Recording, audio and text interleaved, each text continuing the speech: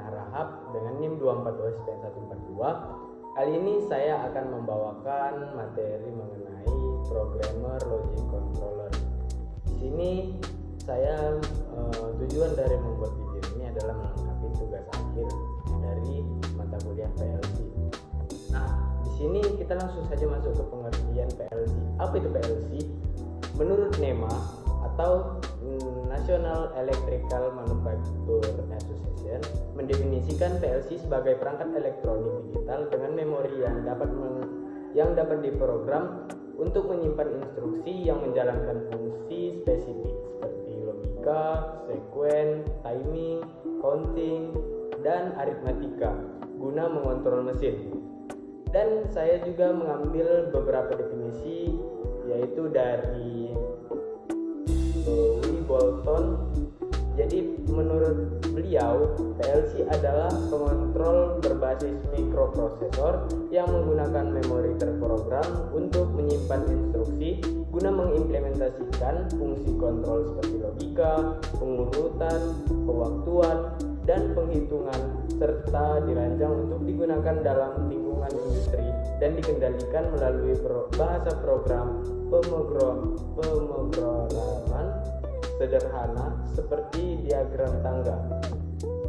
Nah, selain pengertian, di sini juga ada komponen utama yang ada di PLC, yaitu ada CPU atau Central Processing Unit.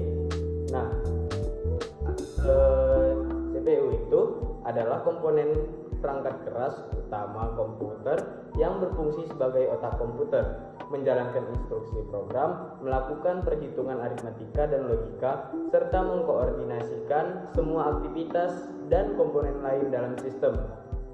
Nah, selanjutnya ada prosesor. Prosesor adalah istilah umum untuk sebuah sirkuit terintegrasi atau IC yang bertanggung jawab untuk menjalankan instruksi dan memproses data. Nah, selanjutnya ada power supply.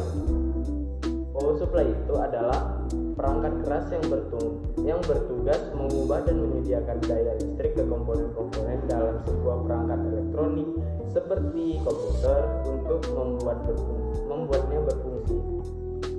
Nah, sebelum kita mengetahui PLC lebih dalam, jadi PLC itu ada sejarahnya. PLC lahir pada tahun 1968 sebagai jawaban atas permintaan General Motors yang membutuhkan pergantian sistem kontrol berbasis relay yang kaku, rumit, dan mahal untuk diubah. Kemudian perusahaan Bedford Associates kemudian menciptakan Modison 084 PLC pertama di dunia yang sukses memenuhi kriteria mudah diprogram, tahan banting, dan efisien. Sejak itu, PLC berevolusi dari perangkat sederhana menjadi sistem cerdas yang powerful berkat kemajuan mikroprosesor dan kemampuan jaringan, sehingga menjadi tulang punggung otomasi industri modern hingga saat ini. Selanjutnya di sini ada kelebihan PLC dibandingkan relay. Itu saya mengambil hanya 9. Jadi saya akan menyebutkan satu persatu, kemudian saya akan menjelaskannya. Yang pertama itu ada keandalan dan performa lebih tinggi. Yang kedua ada fleksibilitas dan kemudahan modifikasi. Yang ketiga biaya lebih rendah untuk jangka panjang. Yang keempat kemampuan komunikasi. Yang kelima ada ukuran dan konsumsi energi. Yang keenam waktu respon lebih cepat. Yang ketujuh kemudahan perawatan dan pemecahan masalah. Yang kedelapan ada kemudahan ekspansi. Dan yang kesembilan atau yang terakhir itu ada perlindungan program. Nah, yang pertama itu ada keandalan dan performa lebih tinggi. Jadi PLC ini menggunakan komponen solid state dan memiliki proteksi rangkaian isolasi opto, membuatnya lebih awet dan tahan lama dibandingkan relay elektromekanis yang memiliki komponen bergerak. Kemudian yang kedua ada fleksibilitas dan kemudahan modifikasi. Jadi logika kontrol pada PLC diatur melalui perangkat lunak atau bahasa tangga, sehingga penambahan atau perubahan fungsi dapat dilakukan dengan mudah tanpa perlu menambah atau mengganti komponen fisik. Dan yang ketiga itu ada biaya lebih rendah untuk jangka panjang. Meskipun biaya awal PLC bisa bisa lebih tinggi. Sistem PLC lebih hemat karena mengurangi kebutuhan kabel, komponen fisik tambahan, dan biaya tenaga kerja yang terkait dengan instalasi. Kemudian yang keempat, ada kemampuan komunikasi. PLC dapat berkomunikasi dengan sistem kontrol lain dan terintegrasi ke dalam sistem SCADA menggunakan protokol standar seperti Ethernet atau IP atau Profibus, sebuah kemampuan yang tidak dimiliki oleh panel logika relay. Kemudian untuk yang kelima itu ada ukuran dan konsumsi energi. Di PLC umumnya memiliki ukuran fisik yang jauh lebih kecil dibandingkan relay yang besar dan kompleks, serta memiliki konsumsi energi yang lebih rendah. Selanjutnya itu ada waktu respon yang lebih cepat. Sebagai sistem komputer industri, PLC mampu memberikan waktu respon yang lebih cepat dibandingkan sistem kontrol berbasis relay. Selanjutnya ada kemudahan perawatan dan pemecahan masalah. Dengan sistem berbasis perangkat lunak dan kemampuan diagnosa, PLC mempermudah proses perawatan dan pemecahan masalah dibanding sistem relay yang memerlukan pemecahan masalah secara fisik. Yang kedelapan itu ada kemudahan ekspansi. Apa itu kemudahan ekspansi? Jadi PLC tersebut menambahkan fitur baru yang sangat mudah, cukup dengan mengubah program perangkat lunak. Dan yang terakhir itu ada perlindungan program. Di PLC ini memiliki baterai cadangan pada RAM atau EPROM untuk menyimpan program sehingga program tidak akan hilang saat terjadi kesalahan atau mati listrik. Selanjutnya di sini ada kita lanjut ke klasifikasi dari PLC. Jadi itu saya mengambil ada 3 berdasarkan bentuk fisik, tipe atau perangkat. Nah, selanjutnya ada berdasarkan ukuran atau kapasitas I/O, dan yang terakhir itu berdasarkan tipe output.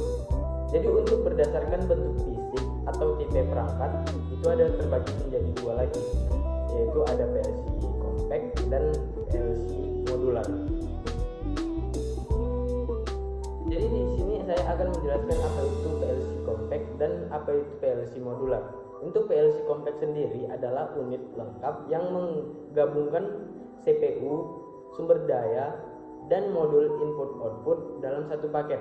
Jadi ini cocok untuk aplikasi yang tidak terlalu kompleks dan tidak memerlukan ekspansi di masa depan. Kemudian untuk PLC modular adalah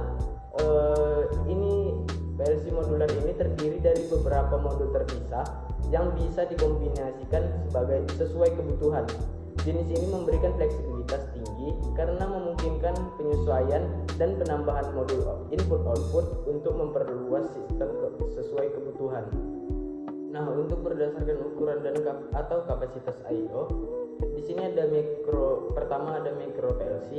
Jadi jenis PLC ini yang paling umum digunakan dengan jumlah I/O yang terbatas, misalnya 15 sampai 128 I/O. Nah, jadi PLC micro PLC ini cocok untuk aplikasi industri yang kecil. Kemudian yang kedua ada medium PLC. Jadi medium PLC ini menawarkan kapasitas I/O yang lebih besar, misalnya 128 sampai 512 I/O. Jadi PLC medium ini sering digunakan untuk aplikasi seperti data logger atau SCADA yang terhubung ke PC. Selanjutnya yang ketiga atau yang terakhir itu ada macro PLC atau LED PLC. Jadi untuk macro PLC sendiri digunakan untuk aplikasi skala besar yang membutuhkan pemrosesan data tinggi dan sistem kendali yang sangat kompleks. Untuk klasifikasi PLC yang terakhir itu ada berdasarkan tipe output. Yang pertama ada relay, yang kedua ada transistor, yang ketiga ada trig, dan yang keempat itu ada analog.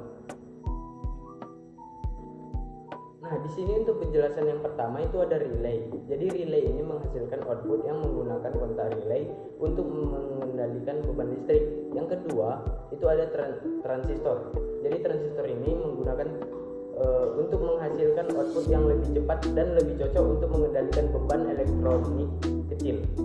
Yang ketiga itu ada trig. Jadi trig ini adalah jenis output yang dirancang khusus untuk mengendalikan beban AC seperti motor atau lampu. Dan yang terakhir atau itu analog adalah output yang dapat menghasilkan sinyal output analog yang kontinu untuk aplikasi kontrol presisi seperti pengontrolan suhu atau tekanan. Lanjut, kita masuk ke spesifikasi PLC. Untuk Allen Bradley sendiri itu CPU-nya 32 bit, memori program lebih kurang 10.000 word. Untuk input output 32 I/O built-in, ekspansi hingga 256 I/O. Untuk komunikasi sendiri itu menggunakan Ethernet atau alamat IP dengan kode RS232-485. Jadi untuk pemrogramannya adalah RS Logic 500. Kemudian yang kedua itu ada Schneider Electric dengan CPU ARM Cortex M332. Selanjutnya ada memori programan. Untuk memori programnya sendiri kurang lebih 64K instruction. Kemudian untuk input output kurang lebih 24 I/O. Kemudian dapat diperluas hingga 200 I/O. Untuk komunikasinya sendiri itu ada Ethernet, Modbus, dan yang terakhir itu ada USB. Untuk pemrograman itu ada Machine Basic, dan yang ketiga itu ada Siemens. Dengan CPU 24 bit mikroprosesor, untuk memori pemrogramannya kurang lebih 50 KB. Untuk input output di sini untuk input outputnya digital I/O 14 in dengan 10 out, bisa ditambah modul. Nah, untuk komunikasinya itu ada dua, Ethernet dan Profinet. Untuk pemrogramannya itu dari via portal. Nah, selanjutnya itu yang keempat ada Mitsubishi dengan CPU 32 bit RISC prosesor dengan memori program kurang lebih 64K step.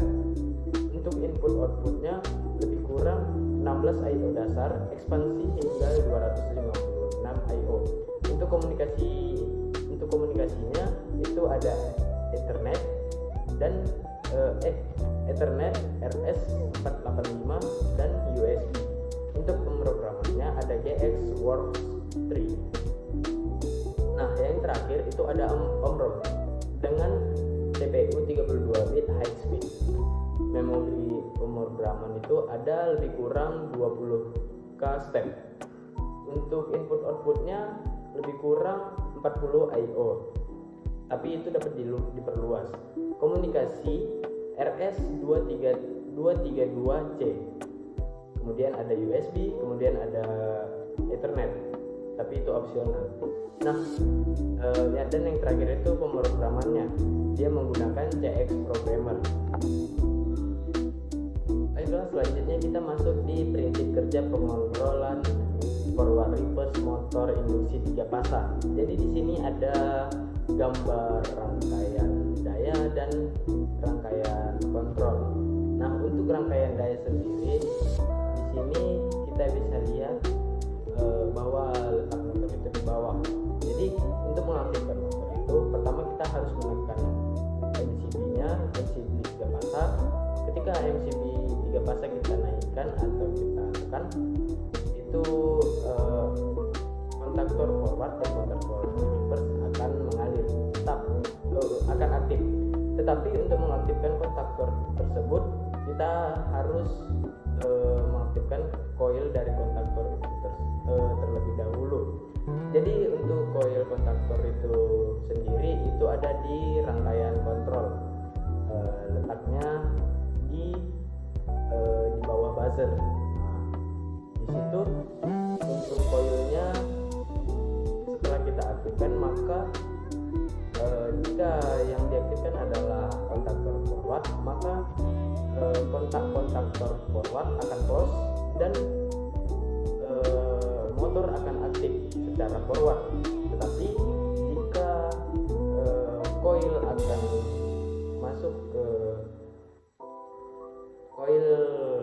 yang aktif, maka motor akan berputar secara reverse karena kontaktor dari kontaktor reverse telah close. Nah, selanjutnya kita masuk ke rangkaian kontrolnya. Di sini ada 3 push button, kemudian ada buzzer, dan ada power supply 220 volt AC.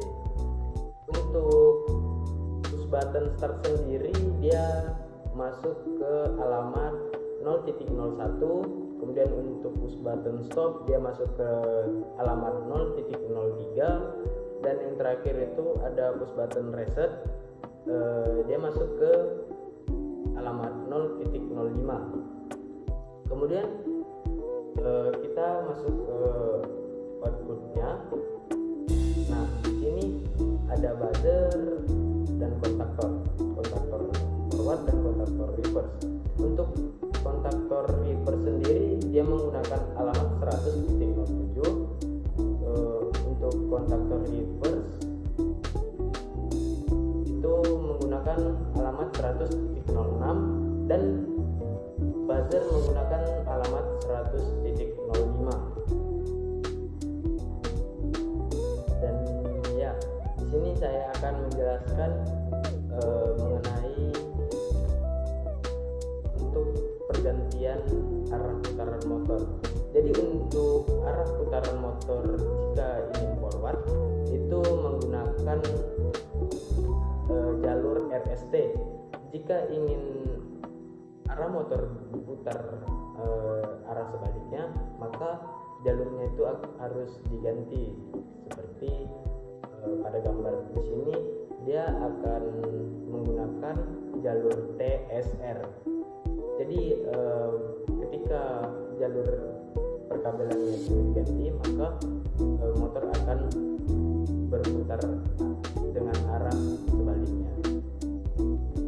Nah, di sini kita masuk selanjutnya di ladder diagram. Dari ladder diagram ini kita bisa mengetahui bahwa jika push button start ditekan, maka memori MRAM akan aktif, dan seluruh memori MRAM itu akan, jika dia menggunakan kontak open, maka dia akan close, dan jika dia menggunakan kontak close, maka dia akan open. Nah, ketika push button start ditekan, maka MRAM akan menyala, dan untuk timernya sendiri dia akan menghitung. Yang pertama itu ada 8 detik. Nah, setelah motor berputar selama 8 detik dengan forward, timer akan menghitung selama 8 detik, dan setelah itu motor akan berhenti selama 5 detik.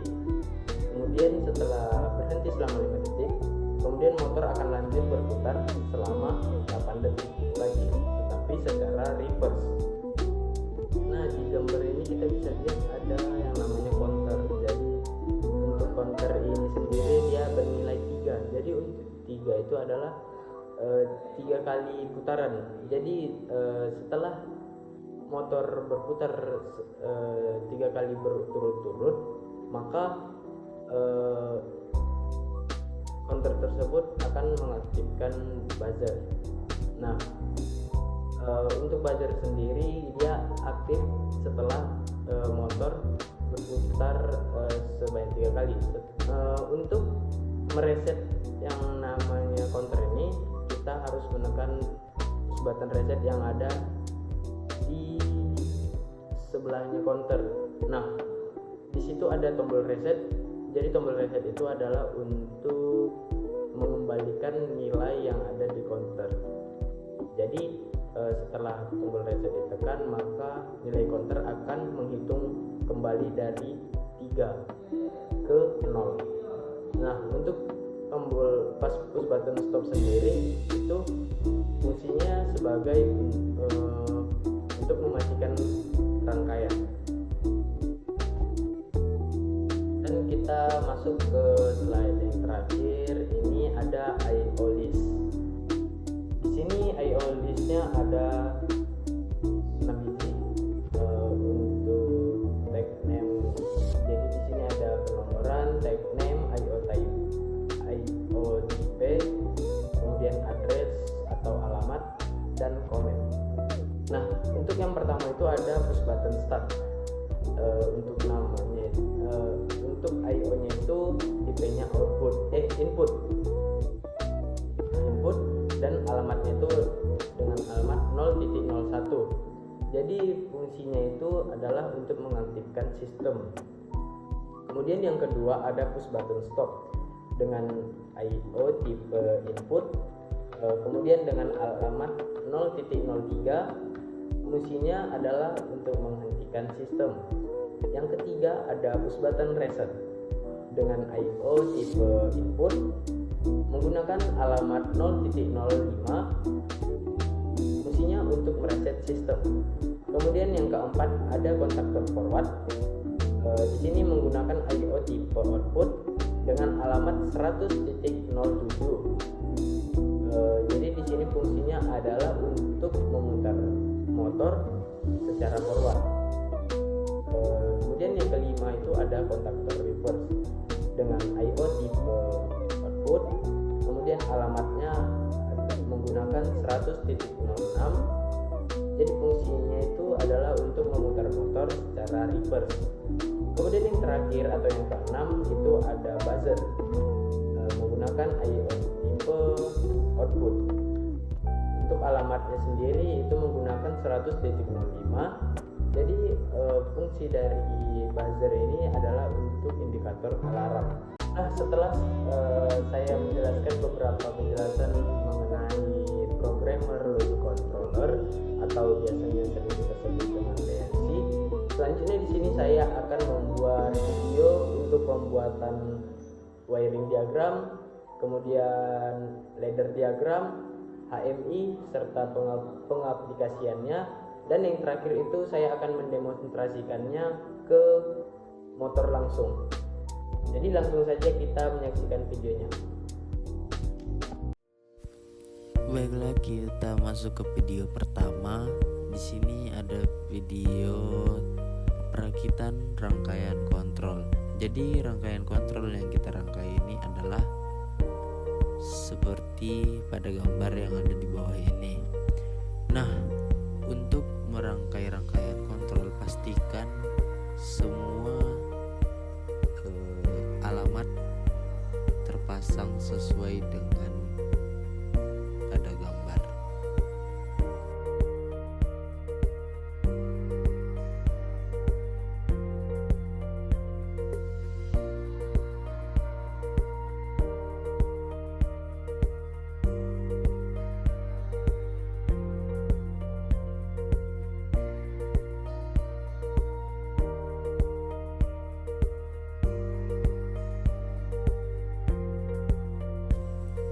Kita masuk video yang kedua, yaitu proses pembuatan ladder diagram.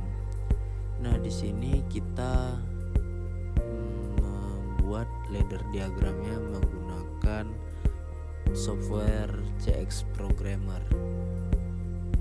Nah, di sini pastikan semua IO list terdaftar dengan sesuai dengan alamatnya, dan pastikan nilai-nilai yang ada di timer sesuai dengan gambar atau percobaan yang ada di samping.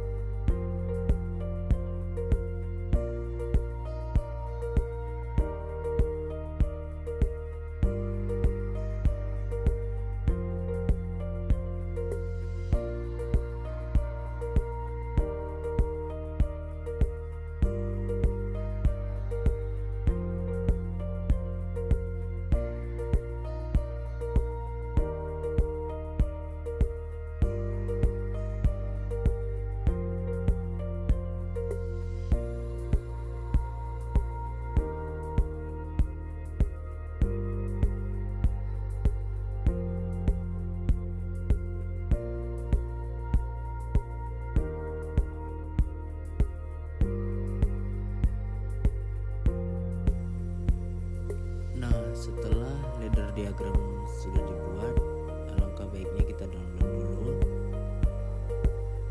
Nah, setelah di-download, kita coba rangkaiannya. Apakah rangkaiannya sudah sesuai dengan percobaan? Nah, di sini kita menekan tombol Ctrl Shift W. Nah, di sini timer mulai menghitung.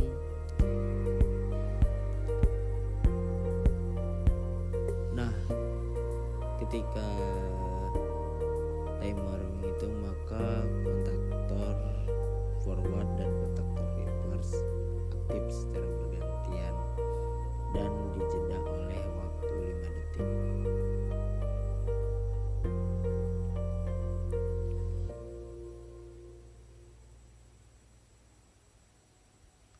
Dan untuk proses ini berjalan dengan siklus 3 kali putaran, dan setelah 3 kali putaran maka buzzer akan aktif. Selanjutnya masuk ke proses pembuatan HMI menggunakan software CX Supervisor. Nah, di sini ada untuk gambar percobaannya seperti yang di bawah. Kita akan membuatnya seperti ini. Ikuti saja prosesnya.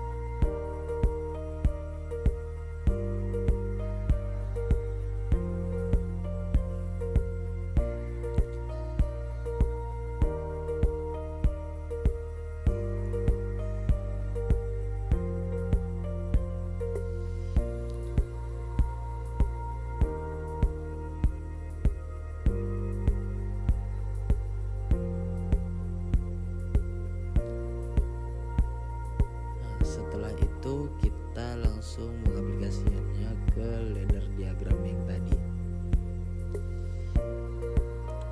Pastikan rangkaian berjalan dengan sempurna. Selanjutnya kita aplikasikan langsung ke motor dengan cara kontaktornya dihubungkan terlebih dahulu ke motor. Kemudian kita mengaktifkan sumber fasa, lalu MCB-nya kita aktifkan. Kemudian kita tekan tombol start dan motor berjalan secara forward, kemudian berhenti secara 5 detik. Nah, setelah berhenti, motor kembali jalan secara reverse, dan setelah 8 detik berhenti lagi. Kemudian untuk siklusnya ini berjalan selama 3 kali putaran. Nah, setelah 3 kali putaran, maka buzzer akan aktif sebagai alarm atau indikator suara seperti video berikut ini.